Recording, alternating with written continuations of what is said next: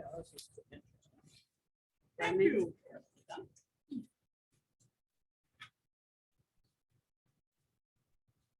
And did you also want a copy, paper copy or?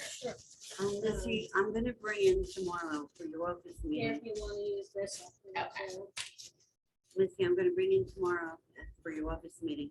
I found a 1969 newspaper and about the prices of the houses. Oh, my and the God. price of cars and all that stuff. wow. So it might be fun to read some of the ads, Big Mhm. change. you know, 3-bedroom colonial or whatever and all this stuff for 49,000. That's right. something like Yeah, that would be Yeah, fun. yeah, I'll bring it in That would be tomorrow. really fun. Remember those days? With the big multiple listing book and the Oh, yeah. Rolodex? Yeah, I used to love that book. Oh, yeah. Give it to some of my customers, which you weren't supposed to do, but give it to them to look, and some of them, and they could see what the taxes were. Some of them decided then not to sell or not to buy. Yeah. Because they saw the Yeah. information.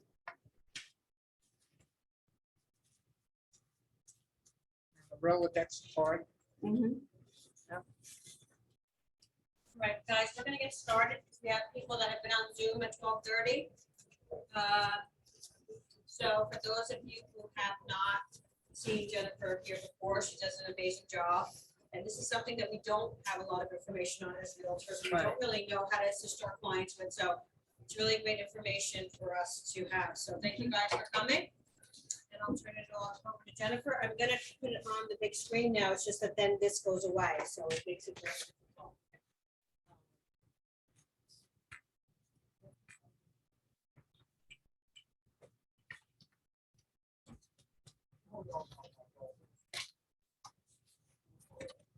Right, so there's an information sheet about my firm. So are they seeing me or they'll just hear my voice? They're seeing you Okay. here. They're just seeing this whole. up Okay, here. got it. Okay. There's general information about Jacobus and Associates LLC, which is about my practice and my background. Is this your Just- family? Is this your family's business? It's just me, I started. Okay. So, and I personally handle all the appeals. I do get other help with some of the tax court appearances where you're just appearing to give a status to the judge, but I personally handle all cases. Basically, over a decade, I've had my own practice, and you could read about it, but I used to represent municipalities. Now I represent taxpayers, but I've had experience with both sides, so it provides a little bit different insight than some other people who just represent taxpayers. With respect to the property tax appeal process, you'll also see in the materials something called New Jersey Property Tax Appeal Basics that really summarizes what you need to know about the time frame and the general tax appeal process. But as I said, it's a very brief summary. It's also available on my website, jacobuslaw.com, but you have it in your materials, and it kind of gives a general summary so that you can kind of quickly understand the universe of appeals.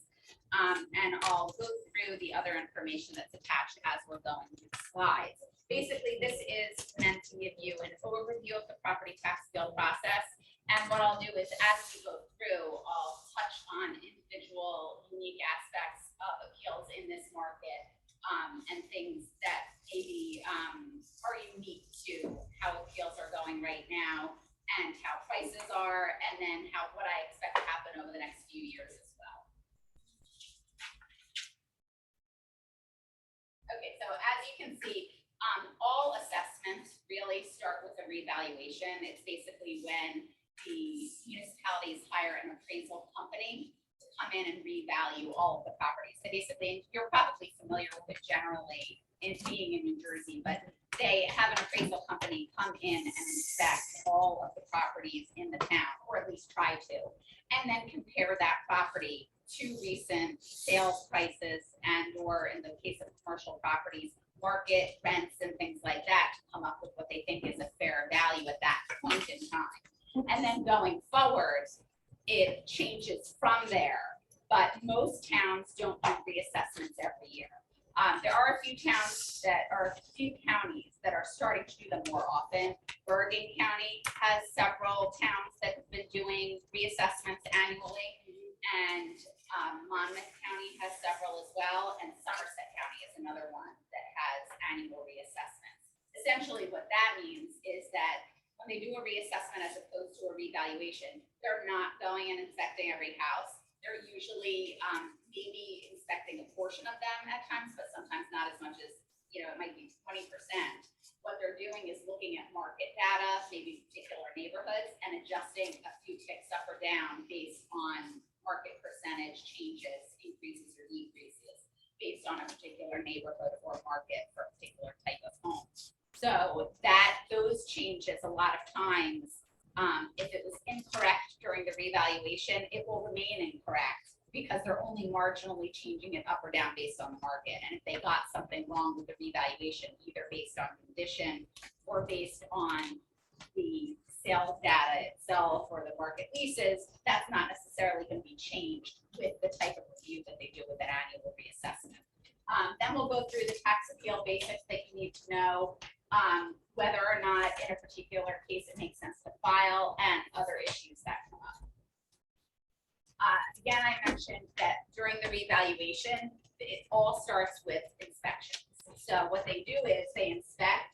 They usually send a letter to the property owners letting you know it's coming and identifying the revaluation company that's going to be handling the revaluation. And then if no one's home, they look at the exterior and they'll estimate the interior of the home.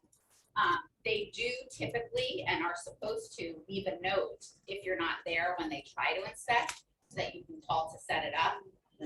You should let them in. I You should let usually them in. say, I Let them get in. questions about that, and some Let 'em people are in. like, I don't want anyone in my home, or what if they charge me extravagantly? The problem is that if you don't let them in, they will overestimate, because it's not fair to the other people that let them in. If they were to underestimate you or just charge you as the average, they're going to presume that you have the maximum number of bedrooms, the maximum updated condition, all of that, if you don't let them in. So I usually say, unless you have marble floors throughout the house, gold toilets, crazy upgrades that they would never know about, maybe then you don't want to let them in, but generally it hurts you not to let them in. And again, they will estimate if you don't let them in. So that is why we do usually suggest it. And you do always have a right to appeal. So if they inspect and then overestimate, you still have a right to appeal that value.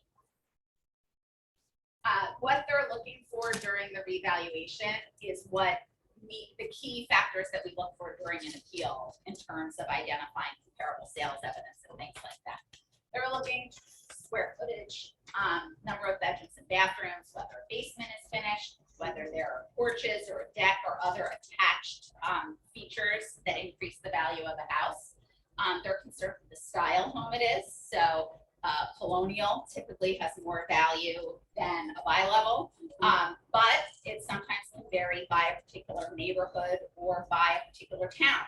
In some areas, it's the ranches that go through the roof, and they're more valuable than colonial. So it really is dependent on the market, but they're looking at these features. Also, quality and age of construction. For example, they're hopefully not comparing a new construction home to 1800 style home, because they typically are a different market. However, if it's a situation where, let's say, a beautiful 1800s home sells and it's one of the largest in town, and the only other large homes like that are new construction, they may use that as a comparison if that's the only similar thing out there. So they do try to look at all these factors and get as close as they can when valuing your property to recent sales of similar type properties. Again, as I mentioned, neighborhoods are critical, as you all know. They can vary very much, one town to another. In one town, the town center may be really valuable and everyone likes to live around there. And in another one, it may be a huge detractor. So they really do try to stick to individual neighborhoods and towns when valuing the property. The only time they go beyond that is if there is nothing similar. Again, then they may look beyond that immediate neighborhood to value the property. And then this all goes into the comparable sales evidence, which is both how they value the property initially and also what you use to challenge in an appeal. So when they are coming up with a value, you've probably noticed when you own property in New Jersey, you're notified of the revaluation number with a notice of assessment card. It's like a 3x5 usually style card. It usually is either green or blue and white. It comes in different forms, but that's considered to be a notification of your assessment. If you are in Monmouth, Gloucester, or Burlington counties and the assessment is 1 million or less, the filing deadline is actually different. It's January 15th. So those counties issue their notification of assessment cards in usually October. And then the January 15th is the deadline. It's either October or November. So it's a different schedule. If you're over 1 million in those counts, you still have the April 1st filing deadline if you want to file directly to tax court. But if you're 1 million or less, no matter where you are, you have to file with the County Board of Taxation first. So do you work throughout New Jersey with? Yes, lawyers? Okay. anywhere in New Jersey. I just don't handle anywhere outside of New Jersey. And again, when they're calculating your assessment, you probably noticed on the card, it shows the land value, the improvement value, and the total. In an appeal, they're only concerned with what the total assessed value is and the market data compared with that total value. So sometimes I get people calling me and saying, well, this land value is off because if you look at this property and that property, it should be valued lower. Typically, unless it's a knockdown home where you're only looking at the land for value, they're going to be more concerned with the overall value. The courts look at the total value. So, and even when settling cases, it's arbitrary. Some assessors like to take it off the land if they think that it might be a little high, but most of them just automatically take it off the improvements. And it only matters what the total is at the end of the day. So it's not a great argument unless you have a very specific land argument for which there are no real comparisons. For example, if you have a new easement to a property, or even an old easement that wasn't recognized as part of the land, as a deduction on the land or something like that, then you might be looking at that specific property and arguing that in an appeal. But typically, you're looking at total value and you're looking at similar sales and arguing that the assessed value is too high relative to what the market is. So when they are doing the valuation initially during a revaluation, they do look at what the land value is individually. For example, particular neighborhoods, you might notice, some people are buying up the land to build new construction homes. They're just knocking everything down. In that case, they might look at land and determine, well, the land value in this neighborhood is higher than in this other neighborhood. And there may be backup data for that. So that when they set the initial assessment, that's what they look at. And they do their calculations and they come up with a value. And same for homes themselves. There are some neighborhoods that are greater value price per foot than other neighborhoods. When they do the revaluation, they take that into account. But each year thereafter, they're only concerned with the total value.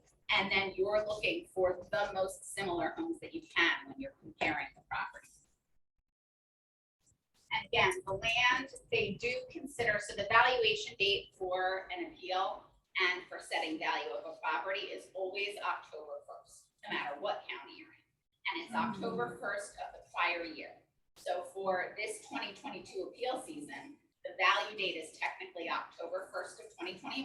And typically, they'll look at sales in the year prior. So it'll be October 1st of 20 to October 1st of 21. Most county boards and even the tax court let you go back to July of, for example, 2020, because it gives you a larger universe of properties. However, they usually give more weight the closer you get to October 1st of the valuation date. The reason this is so critical in this environment is because the values changed a lot from July of 20 to October of 21, and a lot of the values shot up. So while it may be true that there were some sales near the beginning of that time frame that supported supported a reduction, it may be that the value shot up so much that it would negate a successful appeal based on sales closer to the value date.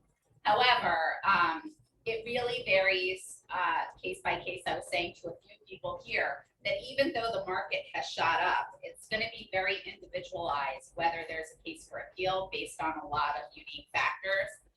The best example that I can give is a situation that I've had recently where there's a home in Kinnelon client that I represent, and he has had the property listed for, I think, over a year.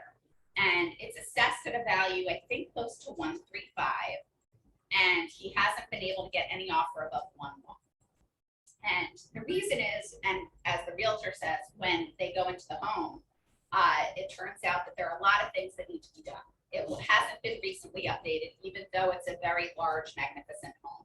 They would totally need to redo, you know, the cherry cabinets in the kitchen and lots of other things that lead to people not wanting, when they're looking for that, you know, range of home, to spend the money on that type of home, particularly where the taxes are high relative to similar homes. You know, they don't want to pay the type of taxes for that home that they could get for a home that's been fully updated and they don't have to do anything when they walk in.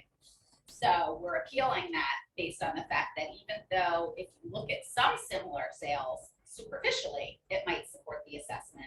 When you look at this individual home, it actually deserves a reduction because of the condition and because it's been listed and not selling. And while that's not definitive evidence of value, it can certainly help in arguing with an assessor for a reduction.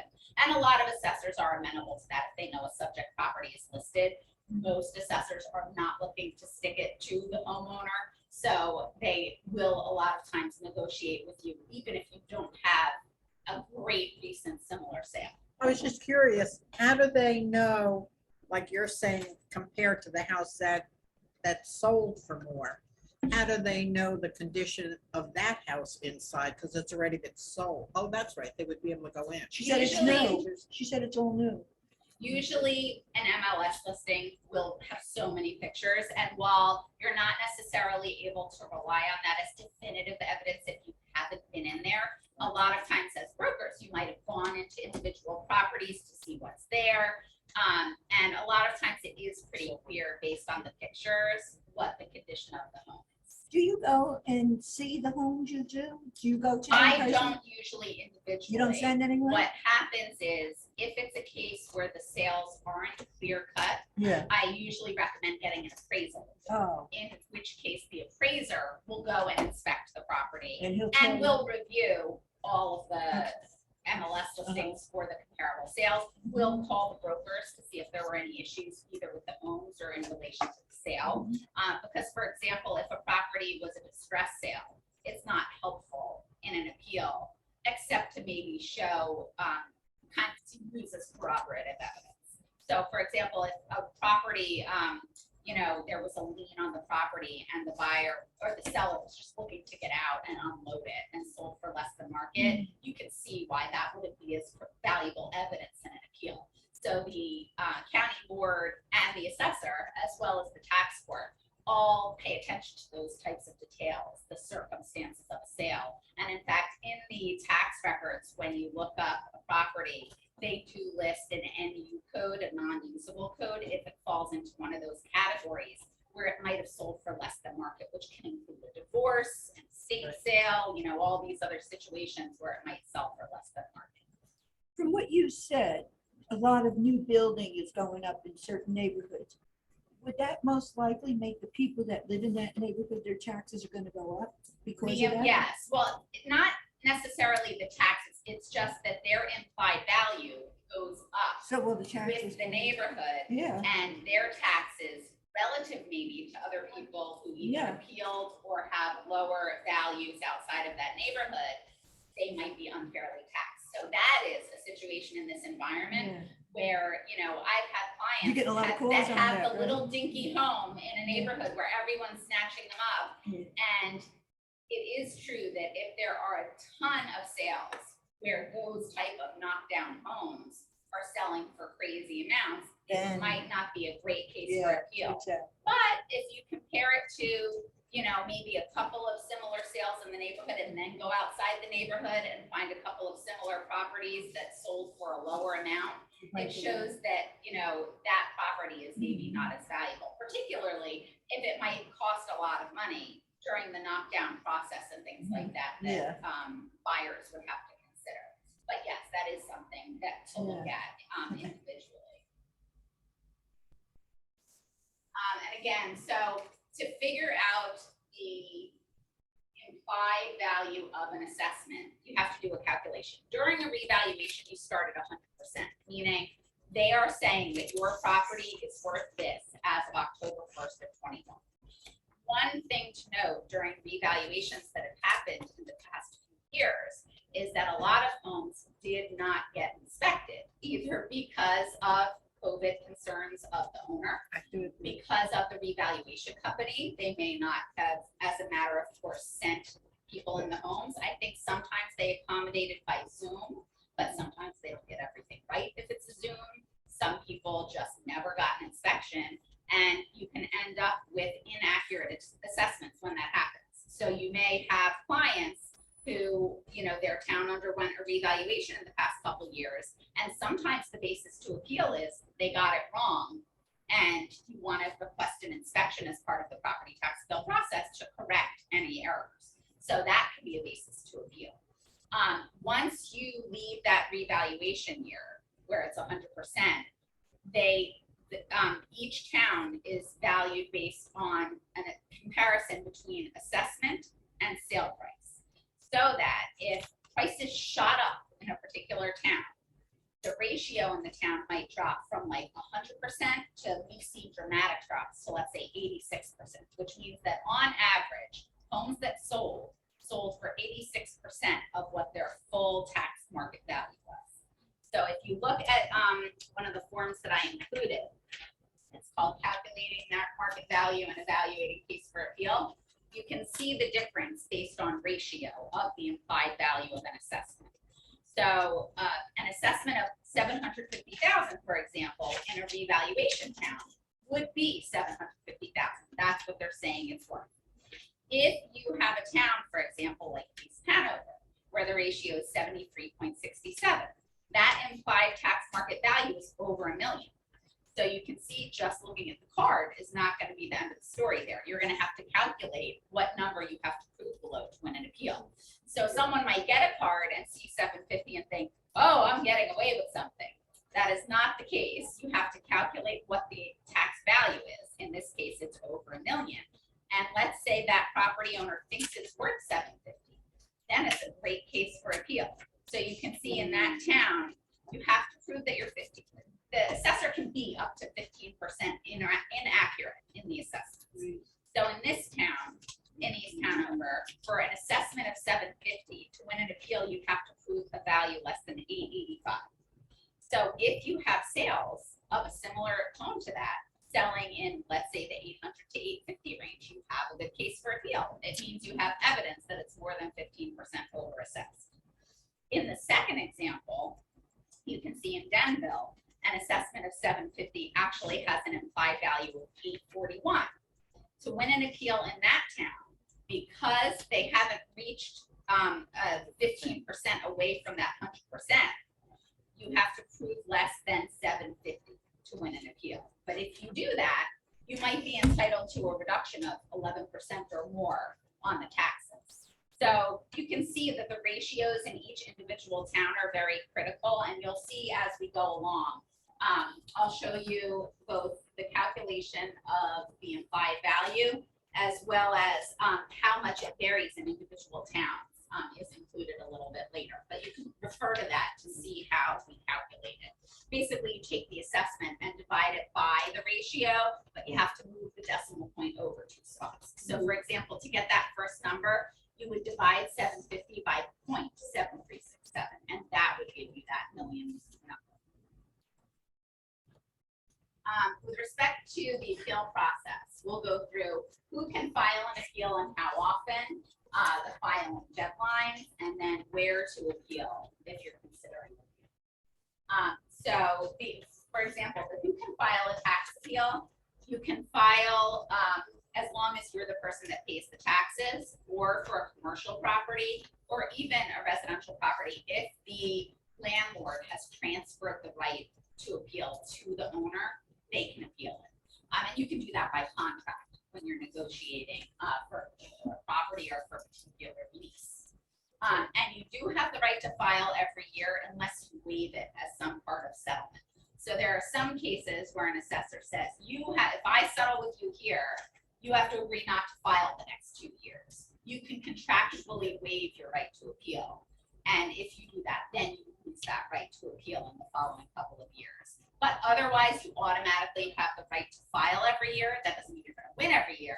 And I usually recommend being careful about when you file and waiting for the best moment, because if an assessor sees that you file year after year after year, they're not going to settle with you.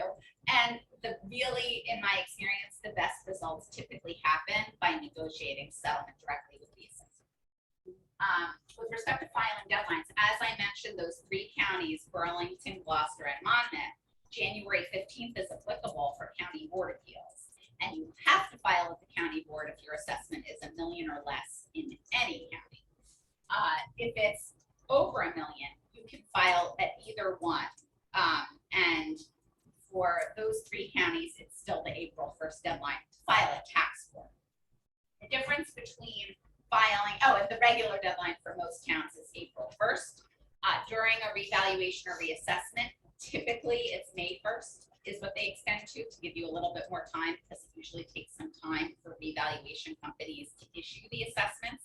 So they want to give everyone more time, because you have to have 45 days from the notification of the assessment to appeal. So there have been cases where they extended it even further when the numbers were late coming out. Some of in the past, I would say decade, there are a couple that went into June or July, because the numbers weren't out when they were supposed to come out. And again, where to appeal. The difference between the county board versus the tax court is, the biggest difference is time and flexibility. So at the county board of taxation, it's designed to give you a very quick turnaround. You basically file by the deadline, and usually you get a hearing date within a couple months, and a few months after that, you have a resolution one way or the other. Either you settled, you withdrew, or you tried the case, and then the county board issued a judgment. At the tax court, they give you a lot more time to go back and forth with the town. You can, if they're not persuaded by what you submitted initially, you can go back and get an appraisal report. You can go back and get additional sales. You can try to request a renewed inspection if you think it'll make a difference. And it can go on for years at the tax court. At the county board, it's a situation where there's such a quick turnaround. Most counties don't even give you one adjournment date. If you could be on your deathbed, they will not adjourn for you. So you can occasionally have someone substitute in for you. You can designate a power of attorney, but typically it's the quick turnaround. You get one date. If you don't show up on that date or settle by that date, the case is dismissed. So the reason why sometimes you would file at tax court is the flexibility in terms of evidence. Sometimes taxpayers don't want to spend the money on an appraisal report initially, and if they can get away with just submitting sales or a broker's comparative market analysis or something like that, they'll do that first. And then if the assessor won't settle, then they'll spend the money on an appraisal report. Whereas at the county board, usually I say, unless you have either really solid evidence, or you don't care if you have to withdraw, you just want to give it a shot kind of thing, then you want to get an appraisal report. Because if you are serious, let's say you're planning to sell the property, you need to get the taxes down so that someone will consider buying it. A lot of times I do recommend getting an appraisal report, unless it's a really, an assessor that's really easy to negotiate with, because you want to be in a position where you could say, I'm going to try this case if you don't negotiate a reasonable settlement with me, and be ready to do so. Because then you have the appraiser there who's going to testify as to the value in the report and give you a reasonable chance at a reduction at a hearing. So you can appeal any type of property. You can appeal vacant land, you can appeal commercial, industrial, all different types of properties. You appeal, so, you know, the difference between residential and commercial is really the type of evidence that you submit.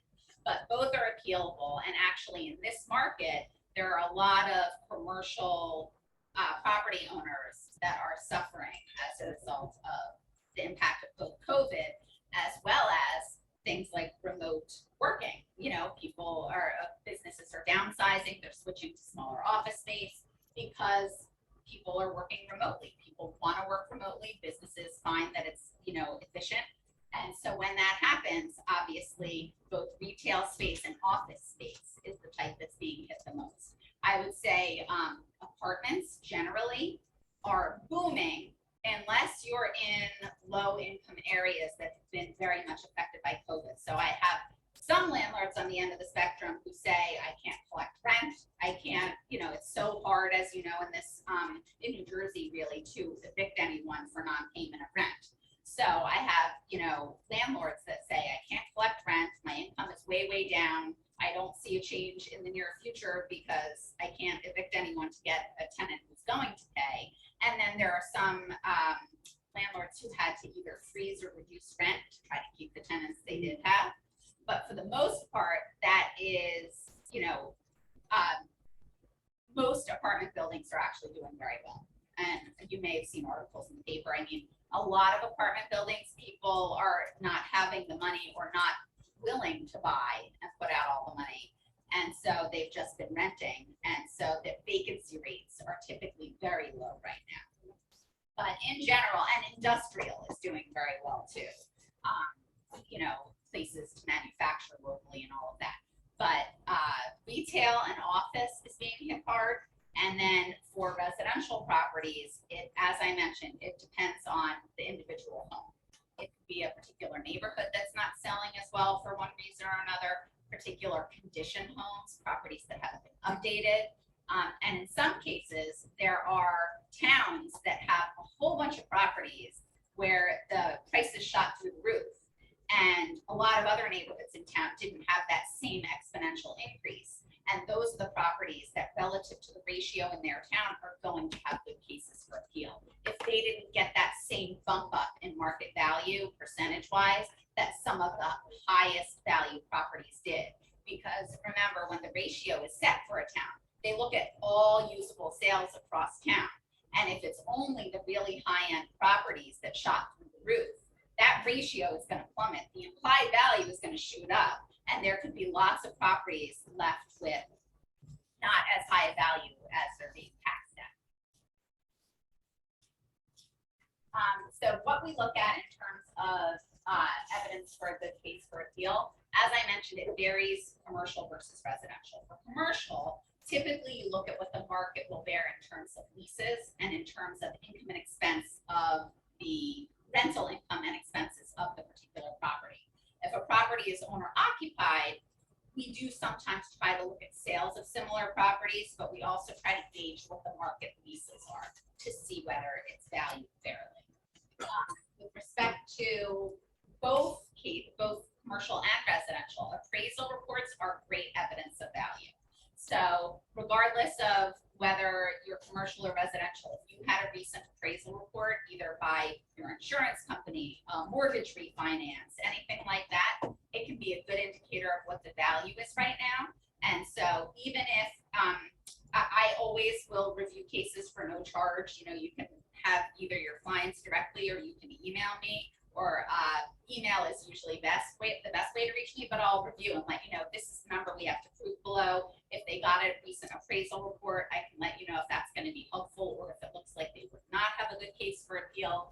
And that can be a very good indication of value as long as it's using sales within that time frame that I mentioned, so the past year and a half. With respect to commercial properties, sometimes it can actually give you, if it's the market office or retail that has gone down, if they had, you know, an appraisal report even 5 to 10 years ago, it can show you whether it's overassessed. If, let's say, it's being taxed at or higher than that appraisal report from 5 to 10 years ago, because we know values have dropped. So sometimes, even if it's older, it can provide some frame of reference for value. And then lastly, comparable sales evidence. Usually, with residential properties, that's the key evidence that we look at. Appraisals do use typically comparable sales evidence. And those, a lot of times, can be helpful to your own clients if they're interested, if a new owner is interested in appealing, or someone who's trying to sell is interested in appealing. You can run a comparative market analysis and see what the value really should be, and does it make sense to appeal so that they can maximize their sale price by lowering the taxes with a quick appeal at the county board over the summer. If someone's planning on selling soon, I usually do recommend filing with the county board so that they can get a quick result, because they want to sell soon, usually sooner than later. They don't just want to sit around and wait. And again, we convert the assessed value to market value using the average ratios that I described earlier. And the key thing to understand about how that works in the grand scheme of things and taxes themselves is, when your town passes a budget, they basically add up all of the rateable assessments in town and then figure out what tax rate it's going to take to get to the budget. So they're not individually taxing each home. They're basically adding up all the assessments and seeing, well, what tax rate is going to take to get to this budget that we've now passed. So when you file an appeal, this will show you, you consider first whether you can prove that you're overassessed. And then one question that I get a lot is about increases. Increases are pretty rare. For an assessor to increase an assessment, they need to prove the reverse of what the taxpayer proves, basically that they are up to 15% under assessed. So usually that is like a 30% swing from where we think you are.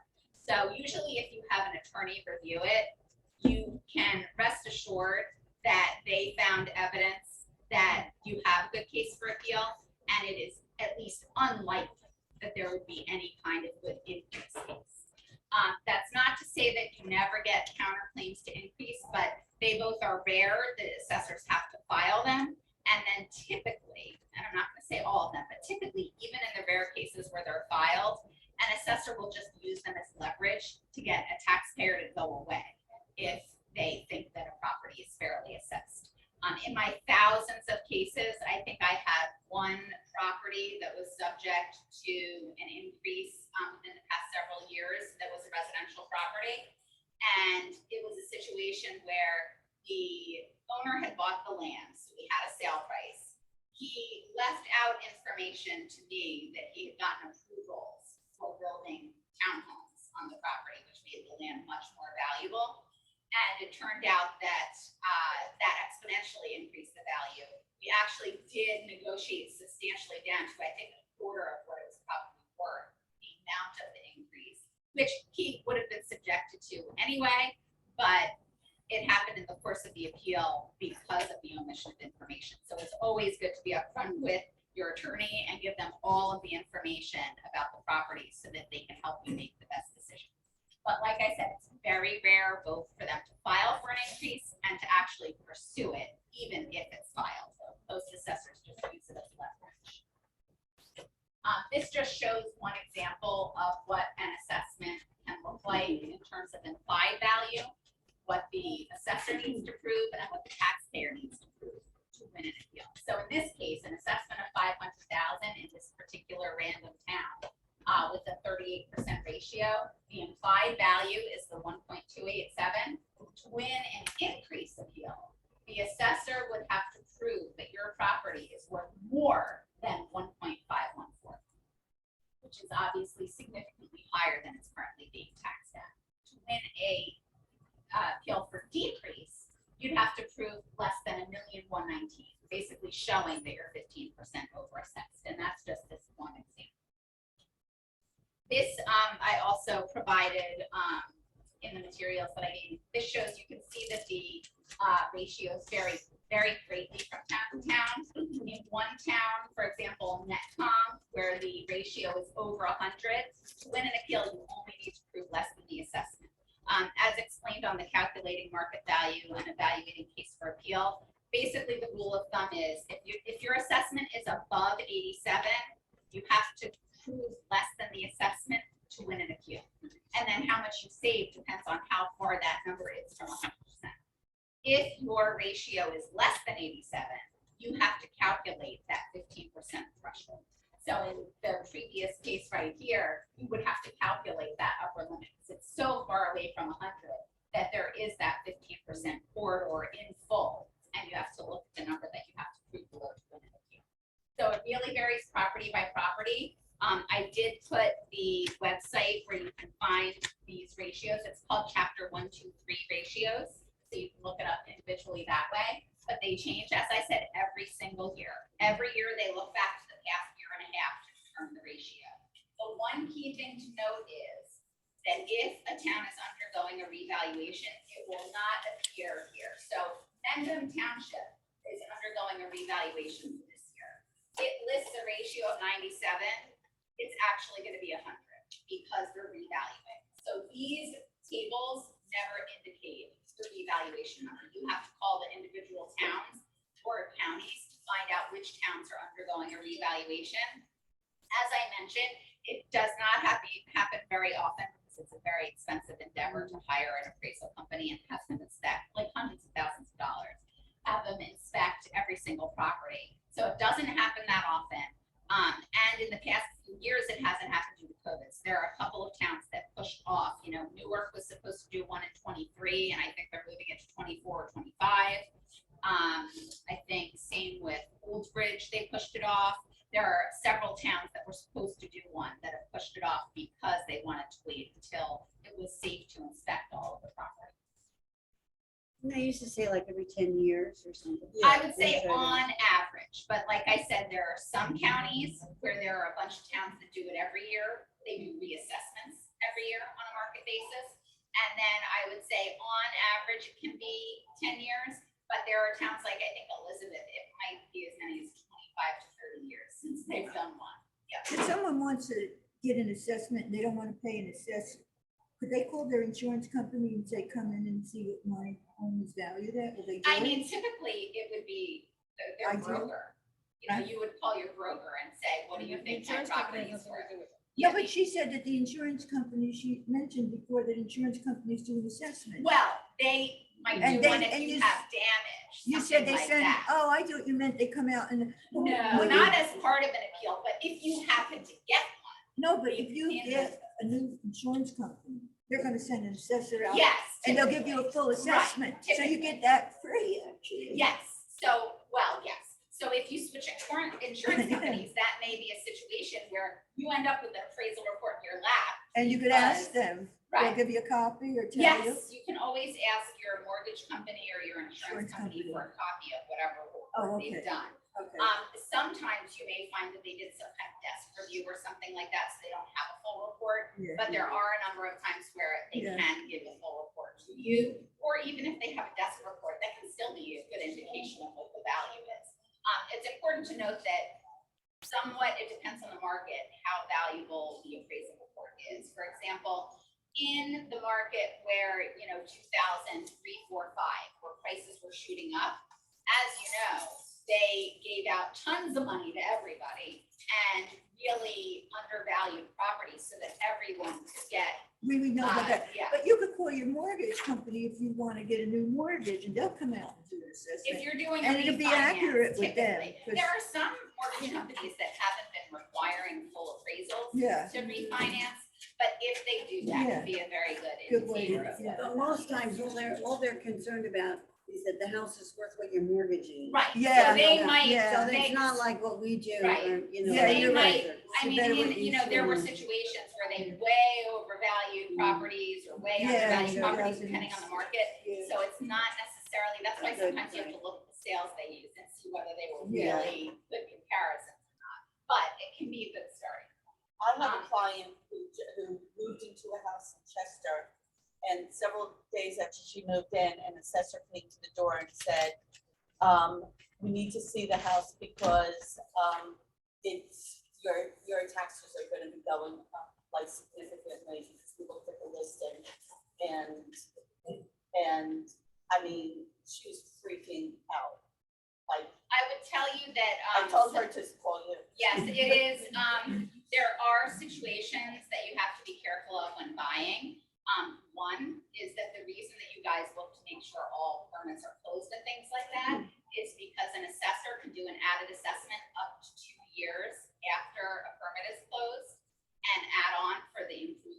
was no, value it was, added. yeah, all corners were closed. We said there was a kitchen in an outside structure that could have been used for, you know, as, something, you know, whatever. But there's no bathroom in that structure, so she took out the kitchen because she was never gonna need it. Right. Yeah, there are ways to navigate around it, but whenever you're purchasing a property, you want to be careful of that because if an assessor, you know, there are a lot of people who never take out permits. And if a prior owner never took one out, the assessor sees all the changes in the listings, they might bump you up because they see all the updates and you weren't being taxed for the property, wasn't being taxed fairly for years. And they have a right to do that if permits were never taken out and then they see that these changes occur. So another way that some property owners get hit is when they don't realize that a lot of times they'll buy a new construction property and the taxes as everyone sees them on the books are land only. And then they receive the improvement value and they didn't realize, you know, that the taxes were gonna go up that much. So it's something to be aware of. There are a lot of naive homeowners that, you know, rely on expertise of others to advise them of what could be coming down the road.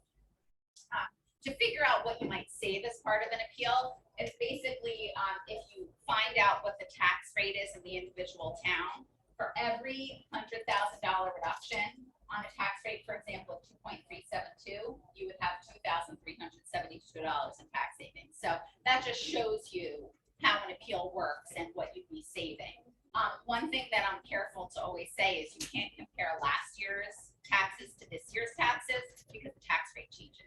So really, when you're seeing what you're going to save someone, is what the taxes would have been at the original assessment with this tax rate, and what they will be with the new tax rate and the new assessment. So, but that can show you what the potential savings would be for an property. As I mentioned, I can't remember, I was talking with someone earlier, but typically most attorneys in this practice area charge the filing fees up front. It varies from like $5 to I think the most it could be is $250 if you're filing a commercial appeal at tax court. But residential appeals at tax court are $50. Basically at the county board, it's basically $5 to $150, and there's an additional $5 filing fee if you file online. There are only certain counties that do online filing at this point, but more and more are starting to do it because it makes things more easier. You can serve things by uploading them rather than, you know, postage and paper service. So I would say it might be as many as half of the counties now do online filing. So it is trending in that direction. It's just taking longer. Than the tax court moved to online filing, I think, maybe 6 or 7 years ago. So the most in this practice area also do contingency fee arrangements.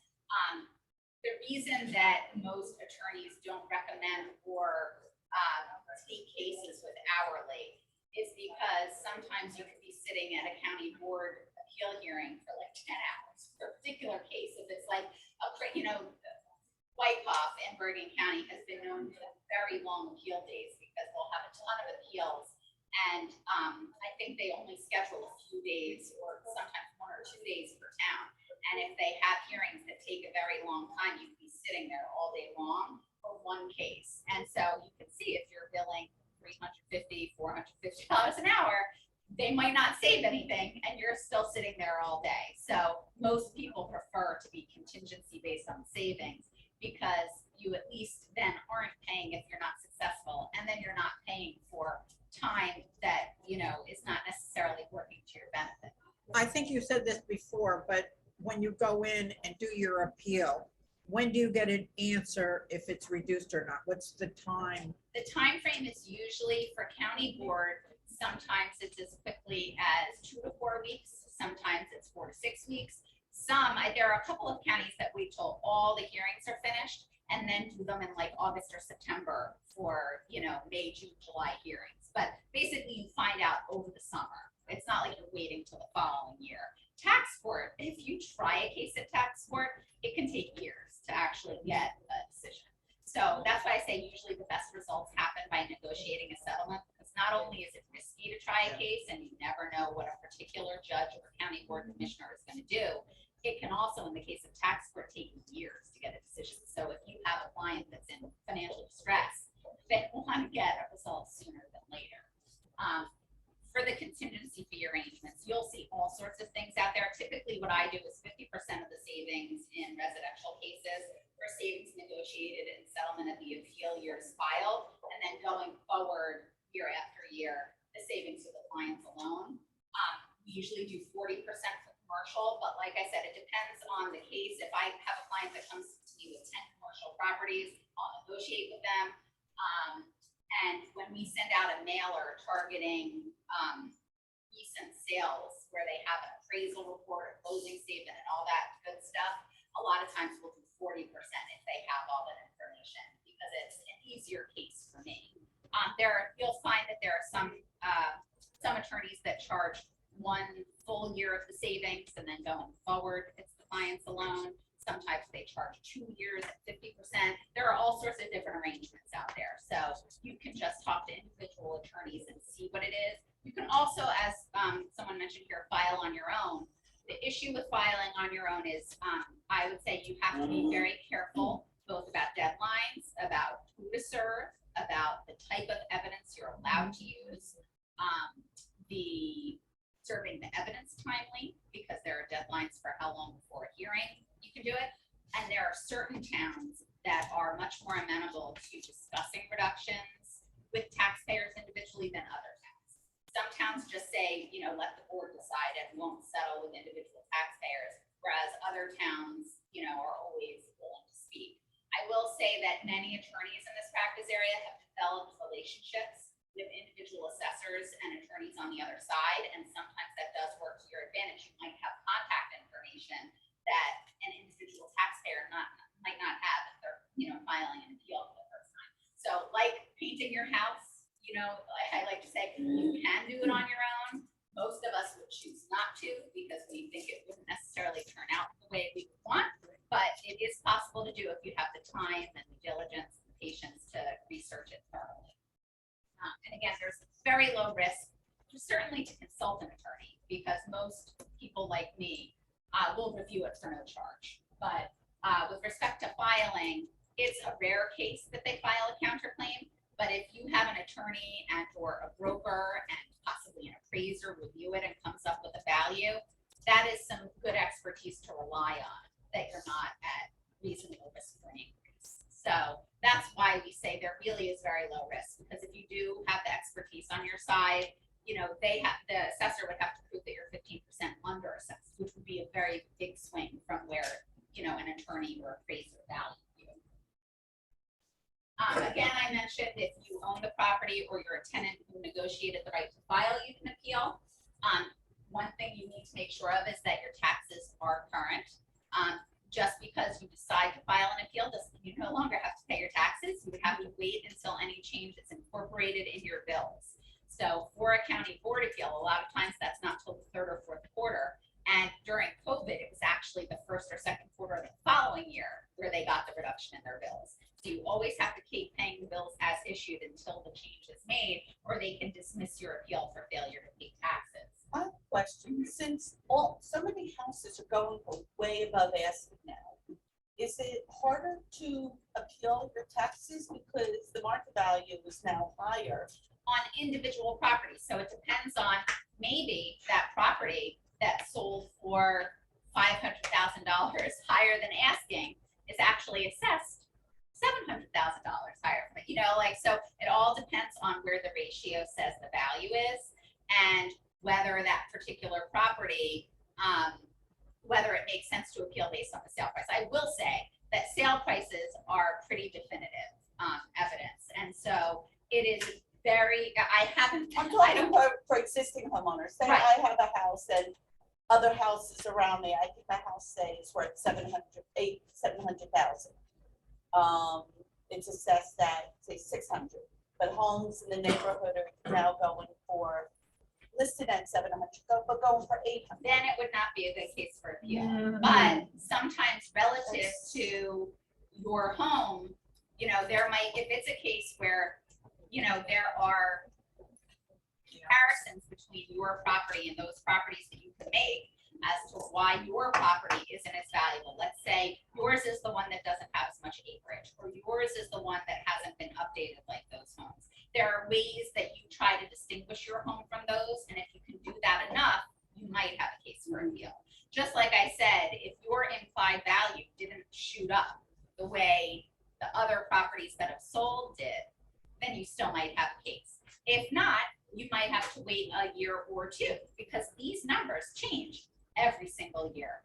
The data changes every single year. So an But they never assessor lower is your not supposed, taxes. the assessor is not supposed to use sales from 2 years ago. So if over the next year, like we've seen a little bit in certain areas, the properties have been, or, the numbers have been coming down a little bit, or at least plateauing.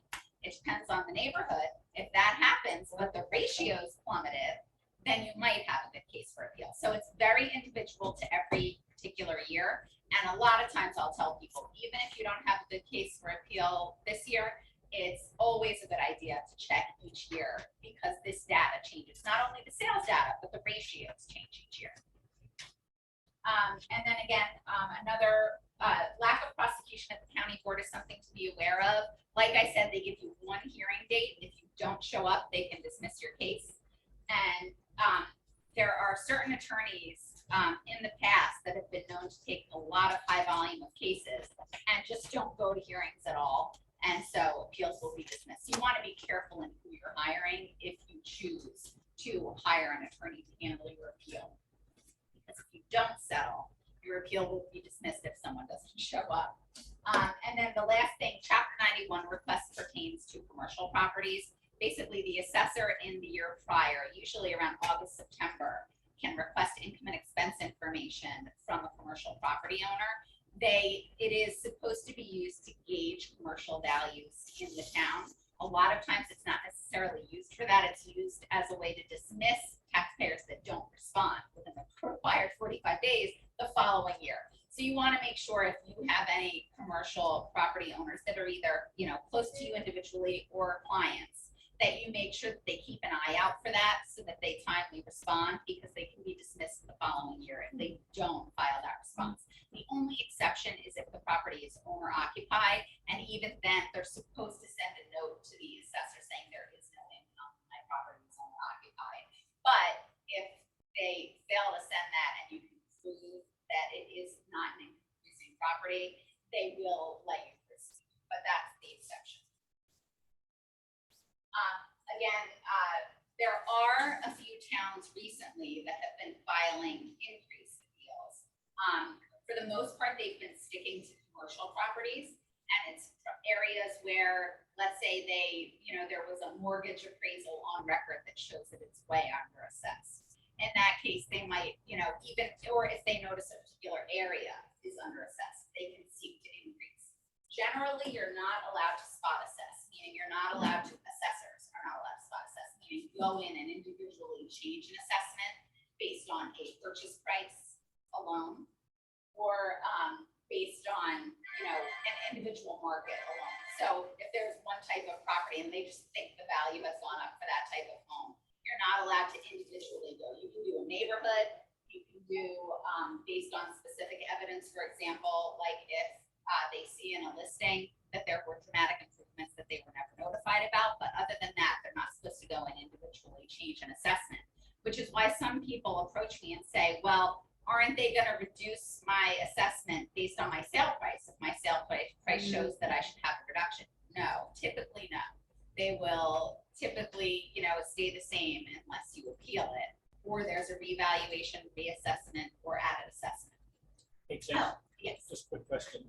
So you have a homeowner who's put updates, filed permits, updated like kitchen or outside space or whatever else.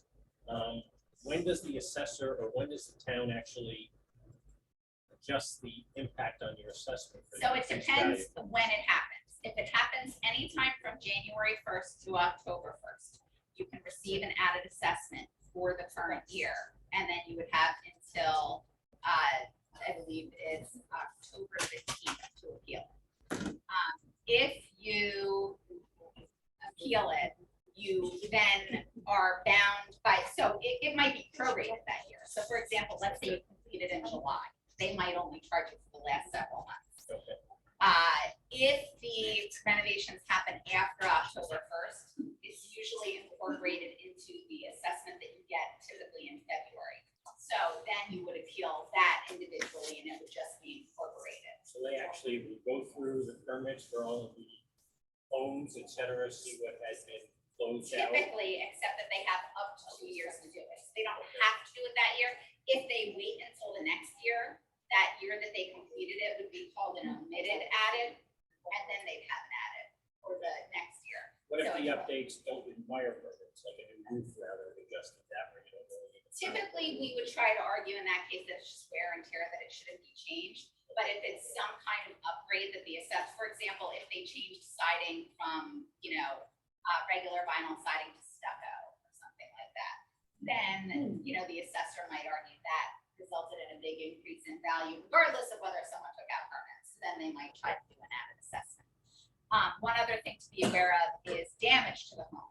So we've had clients, for example, that with like Hurricane like Sandy or Irene had like trees through the roof and things like that. You have to make sure to notify the assessor right away. If they aren't notified prior to October 1st of the year prior, your next year assessment, they do not have to incorporate it.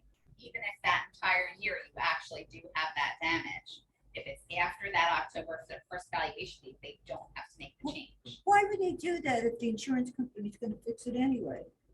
Well, some people don't fix it right away. So for Oh. example, I had a So they client can that get it it was off on like, the it was a home they were planning to sell. I think it was like gonna be an estate sale. They didn't have the money at the time. They were going through handling with the insurance company or whatever, and it lasted for a long time. I have another client in Livingston who his home is only 60% complete in terms of renovation. He's doing it himself, I guess hiring contractors, and he doesn't know when he plans to finish it. It's just sitting in this condition. So we appealed because they had charged him as if it was fully renovated and it needed to come down. So now, until he closes the permits and makes the changes, he'll be charged on that lower percentage basis. How much did he get off? I think it was, Does he pay about it 32,000? was maybe about 20% that particular property, because the What value. street is that house on? I think it's Chestnut. Oh, okay. Can't Because I they keep know- stalling and not finishing a property Is there a so reason? that if they don't get charged with it, it's like, No, just because they're it's not like getting eating to a enjoy pretzel it, on an airline And it's forever, not so. valuable, like someone's not gonna buy it as complete if it's not complete, so I mean, the one thing that they will get you for is if you are not keeping up with the regular wear and tear. So for example, if you have a dilapidated property Yeah. and you just keep letting it get worse and worse, Right. courts have been known to not give you a reduction on that basis. It's something you could easily fix or should fix. Negligence. Right, because it's then your fault. And it It's could a be different thing a if you hazard. have other reasons and it's not an incredibly long period of time and things like that. But, for example, if someone is planning, to rebuild and it's a knockdown home and they do knock it down, you want to make sure that it's on the books when it should be on the books. So like, you want to be careful of that October 1st deadline, because if that home doesn't have, or that land doesn't have a home on it for the whole next year, you don't want to be charged for a structure on it. So. And here's all my contact information. Like I said, Right there. I, Where are you? oh yeah, it's right between, it's on Littleton Road, right between the nursing home and the townhomes. Oh, There's a okay. little Oh, yeah, driveway yeah, for two of them. That's awesome. Yeah. But like I said, it's always easy to shoot me an email. I've had brokers have their clients or potential buyers call me to ask about the viability of an appeal and where the numbers would have to be. And in one case, I actually was able to reach out to an assessor before the purchase, and he assured me there would not be an increase on the home based on particular things done by the prior owner, because that was a concern of the buyer. And he assured me before that it was a situation where he would not increase based on what was already done. How can we kind of figure out what the increase will be? My client just put an offer on a home in West Orange, and the house has been completely renovated. So we don't know what the taxes Well, are the going to purchase be. price is going to be Okay, a key indicator. So basically what you would do is Oh, it's Where only- that assessment should be is the purchase price times the average ratio Okay, in West Orange. okay, And that's where it should theoretically be. okay. So that's the one problem is there, and I don't think West Orange does this. There are some assessors who will set you at a number just within that 15% corridor. So it might be 14% higher than you paid, but your purchase price can't prove that you're entitled to a reduction if they have you 14% higher. It has to be 15% higher. Most towns don't do that. Most towns try to set you at what you paid for the property. Some will even move you slightly lower because if ratios are dropping as they are, and they put you right at that edge of that 15% corridor, next year's ratio may enable you to appeal and save that 15% because now your purchase price supports a reduction in that following year. So a lot of them will set you a little bit underneath what you paid, particularly if they feel that it's a market that is a little inflated and is going to catch up. So sometimes they'll set you a little bit lower than the price you paid. So what's the website that you use to get, here, the average ratio? Oh, it's if you look up chapter 1, 2, 3, but it's on the calculating market value and evaluating. It's case in here, appeal it's in this sheet. Yeah. packet? It's, well, yes, it's one of the pages that's separate and it says the ratios for every municipality and every county. Occasionally they change the websites for these things a little bit one way or the other, but if you look up chapter 1, 2, 3 ratios, it'll come up and show you the individual ratios. So you look up by year. So for example, you look up 2022 and then it shows you by county, like in these charts, the ratios for every town in that county. But like I said, you have to make sure that it's not a revaluation town like Mendham Township, for example. Okay, So there weren't that many revaluations this year, so that's not the case in Right. most towns, but you just want to be aware of that because of the difference in deadline as well as the difference in assessments. So they won't be typically notified of their new assessments, sometimes end of February, beginning of March for that May 1st deadline. Whereas everyone else usually got their notice of assessment cards the first couple weeks of February. What if somebody either doesn't get a permit and makes improvements, or doesn't know they had to get a permit and make improvements? Now they sell their house, but their taxes say are $10,000, but they've made improvements in their house but haven't reported Well, it. it carries with the land, unfortunately. So the new owner might be subject. I have a case like that where actually it's a little bit different, but it's the same. They didn't get a logic. permit. So what happened is I have a client with a commercial property who paid much higher. There was an increase appeal because he paid a crazy amount higher. It was commercial property, and I think they had the mortgage appraisal on file. The new owner, it's closed. The new owner is now responsible. And my client doesn't want to proceed with the appeal. He's like, he's not responsible anymore. There might be a case of liability in terms of what he told the new owner, but the question as to where the taxes are going to be applied is the property. So if an added assessment is done belatedly and you didn't contract for that when you sold the property, it's going to be the new owner that's subject. That's gonna be that responsible, because he increase, even saw if that it's 2 there's years 3 back. after. so let me ask you a question.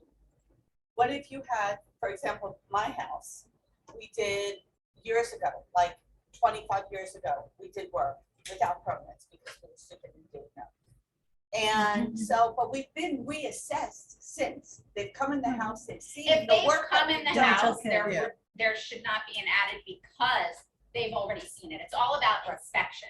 So if Okay. they've inspected Right. and didn't do anything, they've already determined the value. So Okay. even if So if I were to sell the house now, it wouldn't be such an issue because they've they've already incorporated it. Right. Except for permits, if there's specific things you need to get permits for, that may be electrical or something, that might be an The issue. buyer could push it. Yes, Because but that the has to be- assessment, Yeah, you're to have taxed you want it properly, you're done. taxed properly, but still permits, everything can Yeah. come up as an issue. They had to come out. If you have two houses, the exact same square footage, whatever. but one house has 5 bedrooms and one has 3, but the whole house is same. The same living- square Well, footage. it How can be did- based on Because I market. asked- So The if what? market. So if that house with 3 bedrooms is gonna sell for substantially less, and there's either evidence in the market or it's listed lower because it's not selling, then that could be evidence. One key thing that I should mention that I forgot to mention is, you cannot use assessments to prove that a reduction is warranted. You have to use recent sales. So it doesn't work to go in and say to the assessor, all of these other homes in my neighborhood are taxed less than I am, they're paying less taxes, they're assessed less, and then try to use that to argue you should be assessed less. You have to use recent Well, I'm sales. saying they have the same square footage. I mean, it's based on what the market will bear. So if that home is a lot less valuable and people pay a lot less for that type of home, it would be an argument to make. I had one client many years ago in South Orange that had that circumstance, and we were able to negotiate. I mean, a they could reduction. be. It was a case where it was a crazy amount of square footage, like 5,000 square feet or something like that, and like 2 bedrooms. And there was no market for that. You know, nobody wants to buy a house that has that type of square footage and just 2 bedrooms. So the So value goes we down. were able, right, so we were able in that case to negotiate a reduction. Now, she was talking about her story. If they went in and they found that she did that years ago, did she pay for all the years or they just do it? No, No. just because they, in this particular case, incorporated that change when they did a revaluation. No, but. Now, Yeah. well, the building and zoning department is different. That I don't know about. I know for assessing purposes, Right. if they knew about it Yeah. as of the most recent revaluation, they're not gonna go back in time. The They're just only gonna way go that forward? there is a correction of error statute that allows you to go 3 years back. Oh. But that's for things like, there's a mistake in acreage, or there's Yeah. a mistake in square footage, Uh-huh. something But very that's it's just they specific. move forward. But yeah, it's generally, Yes. you know, on a going forward basis. Now, if she has to go get permits, she might get a fine from the Yeah. town. Right, Yeah. like Permits building and and then- zoning yeah, is yeah, different. right, There are right. some towns that are notorious that if they uncover anything that wasn't done, they will go back in time and charge you for, you know, fees that you should have paid and things like that. But that's the building and zoning. No, I'm talking fees about the and stuff. taxes. Yes. Yeah, taxes. They only no. go back. Interesting. It's very interesting. It's very Very interesting interesting. information. But like I said, if anyone has any questions, you can always email me an address. I'll be happy to look and do a quick analysis and let you know what it looks like in terms of either for the buyer, for the seller, or the potential to reduce. But the key thing, also, if you're under contract as of the filing deadline, you can also file. So, Oh. or you can, as part of your negotiation, They put request some that money. the seller Yeah. file an appeal so that if you end up buying, you can take it over. You know, you can do it that way too. Some homeowners demand that when they're just looking at a property and they say the taxes are too high, if you don't file an appeal, I'm not considering buying it. So. Great.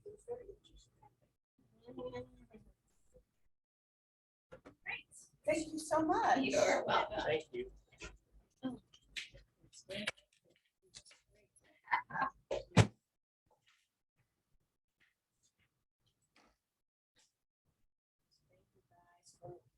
And we send out the slides and the attachments for Yeah, I everybody. had given my client your name, told her to speak to her attorney first, you know, she's Yeah. just dealing with her, with Jamie.